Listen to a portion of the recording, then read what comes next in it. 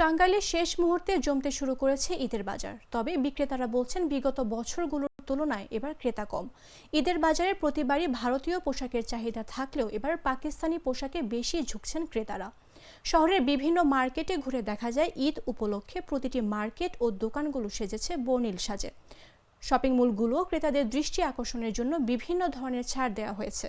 তবে ব্যবসায়ীরা বলছেন গত বছরের চেয়ে এবার বিক্রি কম হচ্ছে, আশানুরূপ বিক্রি হচ্ছে না।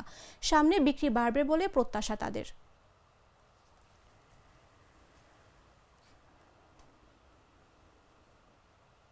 পাঞ্জাবি আপডেটের পাঞ্জাবি দেখলাম অনেকগুলাই, এমনকি আমি ইতিপূর্বে দুইটা কিনেছি, আর আজকেও আসছি, নামাজটা পড়লাম, দু একটা পাঞ্জাবি দেখবো, যদি পছন্দ হয় আজকে একটা নেবো আর কি। পরিবারের জন্য কিনতে আসছি, শাড়ি কিনছি, তারপর 3 পিস কিনছি, আরও দেখতেছি আরও কিনবো।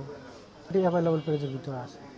যেভাবে দাম হচ্ছে ভালো আছে, কিন্তু আসলে তুলনামূলকভাবে অতটা ভালো না, কারণ জিনিসের দাম বেশি হওয়াতে ক্রেতাদের একটু ভুক্তভোগী হচ্ছে। যতটুকু আশা ছিল বিক্রি ওই রকম বিক্রি হচ্ছে না এখন। তবে যেটুকু হয়েছে তাও আলহামদুলিল্লাহ। প্রত্যেকটা জিনিসের দাম বাড়তি।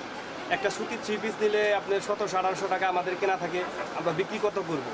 একটা জর্জের 3 পিস 3000-এর উপরে যাইতে হয়। অন্য ঈদের থেকে এবার বেচা কিনে খুবই খারাপ, কারণ আগে এই সময় অনেক কাস্টমারের ভিড় থাকতো, বসতেই পারতাম না।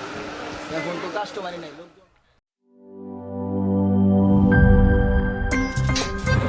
আমার একটা স্মার্ট সিদ্ধান্তে 25% গ্যাসের খরচ কমেছে। ভাবছেন কিভাবে?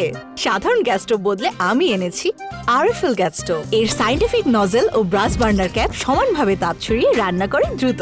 তাই গ্যাসও বাঁচায় 25%, টাকাও বাঁচে 25%। আরএফএল গ্যাস স্টোভ নিরাপদ ও গ্যাস সাশ্রয়ী।